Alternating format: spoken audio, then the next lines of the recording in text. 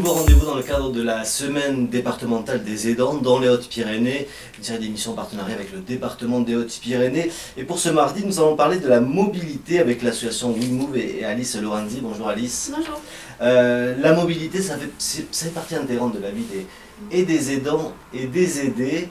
Parce que déjà, si l'aidé est un peu plus dépendant dans ses transports, il soulage un peu les dents. C'est ça, tout à fait. En fait, j'interviens principalement pour les personnes âgées, mais je m'adresse aussi aux aidants parce que la plupart des personnes, la plupart des aidants, soit à 95%, ce sont eux qui font les déplacements pour leurs personnes âgées, vulnérables, malades. Et ils les amènent chez le médecin, ils les amènent pour les courses, etc. Ce sont toujours eux en fait qui font les déplacements. Et il manque aussi de l'information pour maintenir en autonomie aussi la personne aidée, parce que la personne aidée parfois pourrait se déplacer toute seule, pourrait rester autonome un peu plus longtemps. Et c'est bon aussi pour les aidants d'être soulagés à un moment donné, de ne pas être toujours interpellés pour tous les petits déplacements, parce que peut-être que l'aidé peut en faire un petit peu tout seul. Oui, parce que c'est vrai qu'il peut y avoir énormément de déplacements dans une semaine. Vous avez parlé des courses, du médecin, ça peut être aller chez l'infirmière, chez le coiffeur, chez le boulanger, chez son boucher, aller au marché. Se promener dans le parc, ouais, tout simplement, oui, voilà, ouais. C'est de la vie quotidienne, et puis c'est juste parfois se promener avec des amis et aller boire un coup peut-être, voilà, ça fait partie des petits plaisirs aussi d'être complètement autonome et d'être en capacité aussi de le faire tout seul.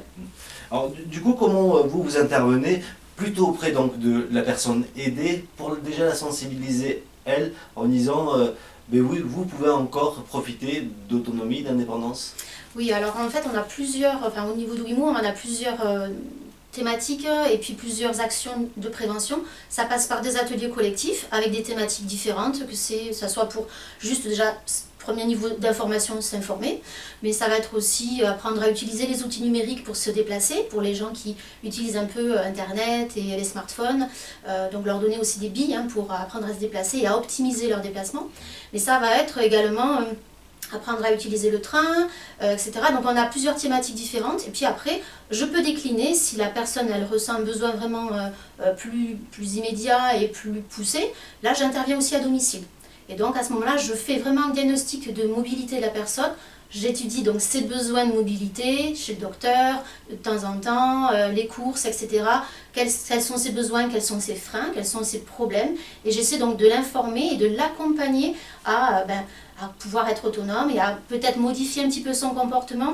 Parce que la plupart des personnes âgées ont souvent conduit. Elles ont cristallisé des habitudes de conduite pendant 30 ou 40 ans et c'est important pour elles d'être accompagnées pour basculer sur un changement et basculer sur la marche ou les transports en commun. Et ça, c'est pas parce qu'on va vous dire que oui, il y a le bus là-bas qui passe. Si on ne vous accompagne pas physiquement et qu'on vous aide à mieux comprendre le système, le fonctionnement, vous n'allez pas le faire parce que vous allez être freiné, parce que vous allez avoir peur de vous tromper, vous allez avoir peur pour votre sécurité de tomber, vous ne savez pas combien ça coûte, vous ne savez pas où vous adresser. Donc c'est prendre par la main et faire avec jusqu'à ce que la personne se sente suffisamment autonome pour y aller toute seule. Alors, on pourrait même se projeter, c'est-à-dire qu'on pourrait, nous, à nos âges un peu moins respectables que les seniors, se dire mais si je dois aujourd'hui prendre le bus parce que ma voiture est en panne, c'est déjà la galère pour nous, alors qu'on a plus l'habitude justement des applis sur smartphone et tout, donc il y a une éducation encore supplémentaire à faire. Je propose d'écouter un témoignage. Vous m'avez présenté une jeune dame qui est arrivée sur Tarbes après avoir vécu à Rabastens, et justement, elle est dans ce cas-là, il a fallu qu'elle apprenne à se déplacer dans la ville. Dans Rabastens, je pouvais aller au marché à Vic, il y avait le marché à Rabastens, et j'avais tout sur place. J'avais plusieurs médecins, 4 médecins, 2 infirmières, oui, 4 infirmières aussi, ça y est, 2 de pharmacie, parce qu'il y avait toute une retombée des alentours. Et vous vous déplaciez comment à Rabastens? J'avais une voiture. Le jour où ma fille est partie à Albi, elle n'a pas voulu que je continue à conduire. D'ailleurs, j'avais plus conduire parce qu'on a eu un accident avec mon mari, après je ne voulais plus conduire. Donc, j'ai essayé de reconduire un peu, mais je n'étais pas rassurée. Et du coup, à Tarbes, ça s'est passé comment justement pour pouvoir circuler, pour pouvoir continuer à aller voir des commerçants, les médecins?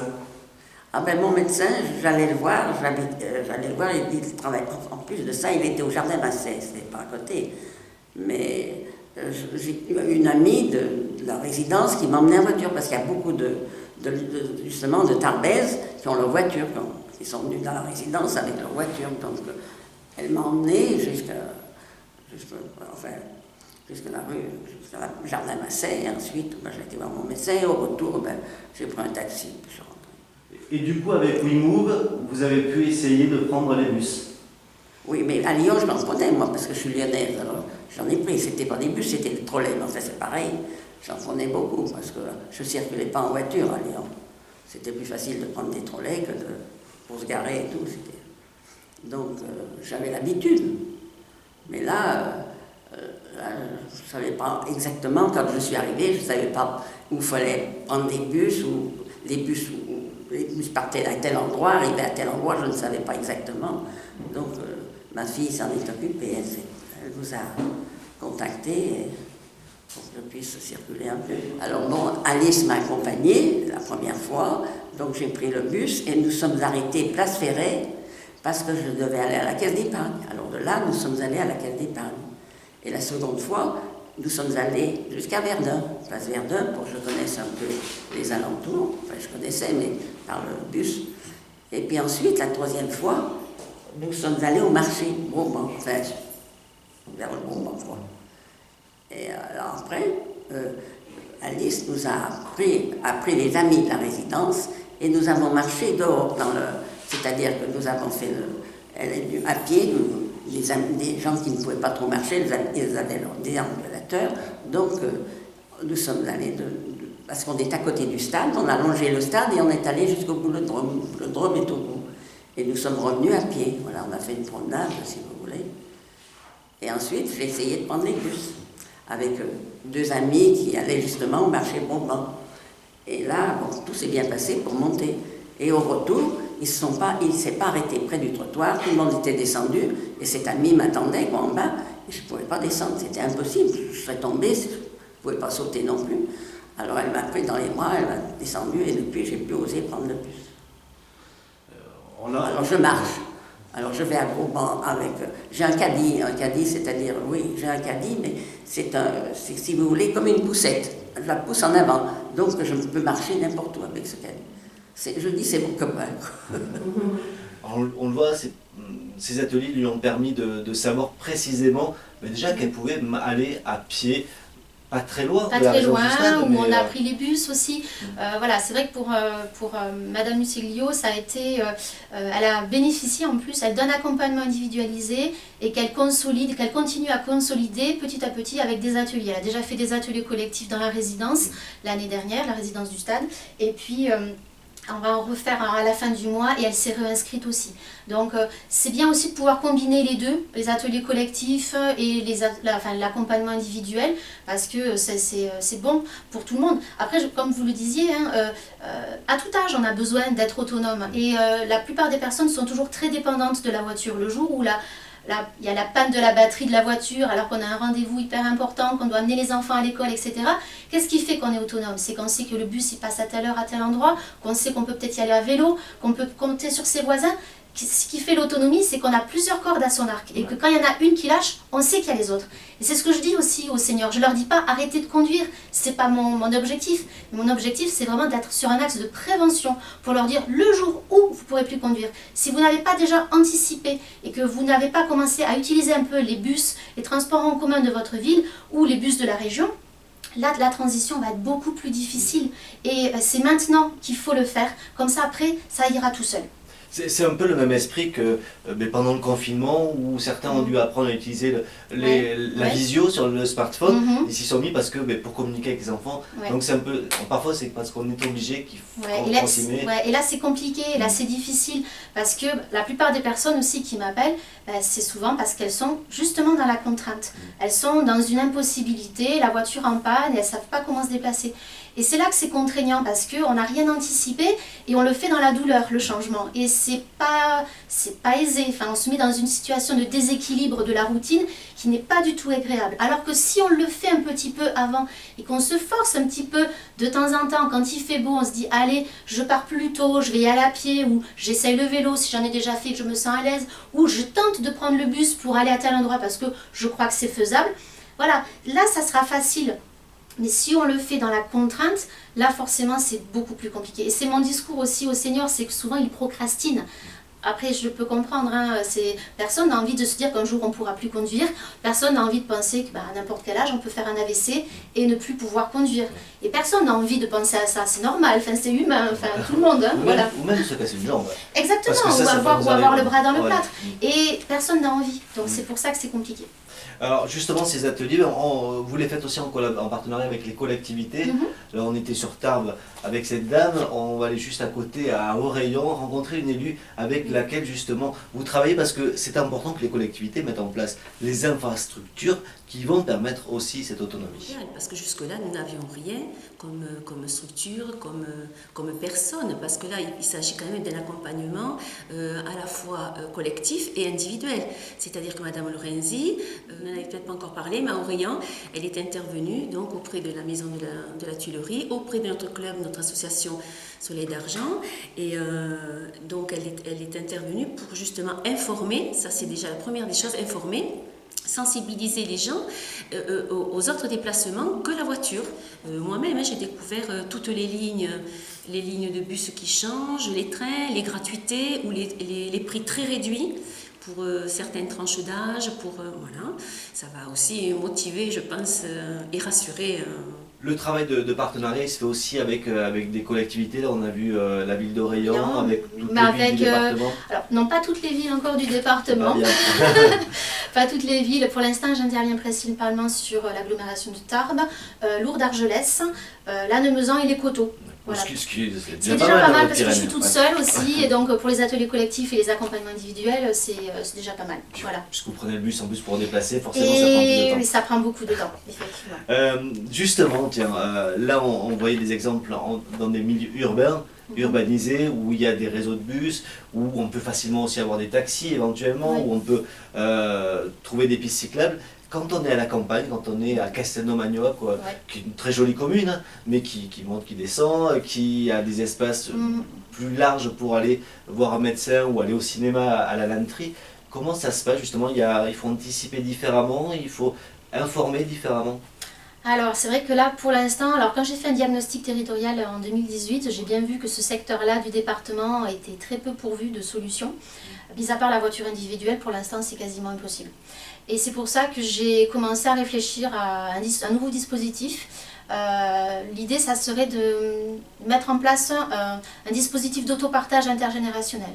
Mettre en relation des jeunes qui ont le permis mais pas la voiture, avec des personnes âgées qui ont la voiture mais plus trop les capacités de conduire.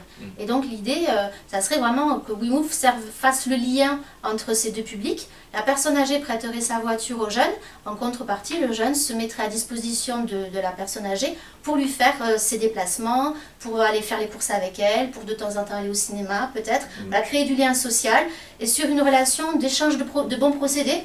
La personne âgée, elle a la voiture mais elle ne peut plus trop la conduire, elle ne se sent pas à l'aise. Et puis le jeune, il a un besoin immédiat de formation, d'emploi, il a le permis mais il n'a pas les sous pour acheter la voiture. Et donc voilà, c'est une sorte de service de donnant-donnant, gagnant-gagnant, on se rend mutuellement service et la personne âgée elle gagne un petit chauffeur, entre guillemets, quelqu'un qui viendra la chercher pour aller faire les courses, mais qui sera là peut-être aussi de temps en temps pour lui tondre la pelouse, pour aller au cinéma avec elle, pour juste passer boire le café. Et puis le jeune en attendant, il aura une voiture à sa disposition, en contrepartie des services qu'il pourra lui rendre. Donc ça c'est un dispositif qui est en cours. Ça fait 1 an qu'on y travaille justement avec le CLIC de Castelnau-Magnoac et la mission locale aussi de Lannemezan. On ne sera pas obligé d'aller en boîte de nuit avec les personnes âgées. Non. En même temps, s'il y a des demandes, pourquoi pas. C'est pas interdit non plus, il y a de très belles boîtes où tout le monde se retrouve. Justement, c'est ça aussi l'intérêt. Alors, on va reparler encore des aidés, mais indirectement on parle des aidants dans ces cas-là. C'est qu'elles sont actives encore. Du coup, ça retarde la dépendance totale ou la plus difficile. C'est ça, c'est-à-dire que à partir du moment où une personne a cristallisé ses habitudes de conduite pendant 30 ou 40 ans, la première chose qu'elle a envie de faire, c'est de continuer à être conduite. Elle va basculer, elle souhaite basculer du conducteur à passager. Et donc elle cherche en fait dans ses proches, enfants, voisins, amis, à ce que ce sont ces personnes aidantes qui viennent la chercher et la conduisent. Le problème, c'est qu'à ce moment-là, elle est complètement dépendante de son entourage Et puis aussi la voiture, c'est une question aussi de sédentarité, c'est-à-dire qu'on ne marche plus, voilà. Et donc l'idée aussi pour les personnes aidées, c'est non seulement qu'elles gardent au maximum leur autonomie, alors je ne dis pas qu'il ne faut pas qu'elles demandent à leurs proches de les amener faire les courses, mais ça sera bien et elles garderont aussi leur autonomie et un bien vieillir le plus longtemps possible parce qu'elles seront vraiment actives aussi de leur changement et actives aussi de leur déplacement. Donc il faut qu'elles arrivent à mixer plusieurs modes de déplacement pour vraiment rester autonome le plus longtemps. Et les aidants, de ce fait, s'ils sont moins sollicités parce que la personne âgée est en capacité de se déplacer un petit peu toute seule, ils seront moins sollicités, et donc moins fatigués aussi. Voilà. Après la voiture aussi c'est un coût, hein, si on doit déplacer aussi la personne aidée 2-3 fois par semaine sur 20-30 km à chaque fois, bah, ça a un coût aussi. Donc c'est pas très écologique. C'est pas très écologique non plus. Voilà. Donc tout ça vous le mettez en place avec, on va le rappeler, ces ateliers donc, qui sont proposés régulièrement dans les maisons de retraite, les résidences, les associations aussi. Oui, alors après les personnes peuvent m'appeler directement et en fonction de leur lieu d'habitation, je peux les réorienter sur des ateliers qui se passent proches de leur commune. Sinon, si la demande est vraiment immédiate, à ce moment-là, je me déplace aussi directement à domicile. C'est important aussi pour moi de faire les diagnostics à domicile, comme ça me permet de repérer justement où la personne vit, quels sont les dispositifs qui sont autour de chez elle, est-ce qu'elle est loin de la boulangerie, est-ce qu'elle peut y aller à pied, aussi en termes d'accessibilité, hein, comme Madame Bagès en parlait, ben, voilà, si le trottoir est bon ou pas bon, accessible ou pas accessible, voilà, et s'il y a des bus aussi à proximité, voilà, donc tout ça, ça me permet moi de bien faire le diagnostic pour savoir s'il y a des possibilités et à ce moment-là enclencher aussi un parcours d'accompagnement. Pour terminer, on a parlé des mairies, mais est-ce que le département des Hautes-Pyrénées est aussi attentif à ce que vous retrouvez comme information sur le territoire justement, puisqu'il y a des réseaux qui sont plus ou moins en lien avec le département, mais il y a aussi une volonté du département des Hautes-Pyrénées d'être actif. Hein. Oui, après voilà, le département aussi nous finance, hein, c'est-à-dire que nous, nos ateliers et nos accompagnements sont gratuits dans la mesure où effectivement le département, la CARSAT, AG2R, voilà, la Massif aussi nous subventionne sur nos ateliers, nos accompagnements. Et après, le département met en place beaucoup d'ateliers et fait en sorte qu'il y ait aussi une synergie entre les partenaires pour que, voilà, si à un moment donné je repère une personne qui est très isolée, voilà, je vais pouvoir l'orienter sur d'autres structures, voilà, l'association Maillage ou les Petits Frères des Pauvres. Voilà, on est en capacité aussi, nous tous, et voilà, les services du département et les services de l'APA par exemple, peuvent aussi me faire directement des prescriptions, le CCAS de Tarbes aussi. Voilà, dès que les assistantes sociales voilà, me connaissent, et elles peuvent aussi m'orienter des personnes qui ont des problématiques de mobilité. N'hésitez pas, contactez-vous. WeMove, vous avez les coordonnées là. Et si vous demandez mais pourquoi ils n'ont pas des masques, ben c'est parce qu'on vous l'a marqué en début d'émission, on a pris les mesures de distanciation sociale pour que ça soit plus agréable à l'image. Merci beaucoup Alice. Merci d'être venue.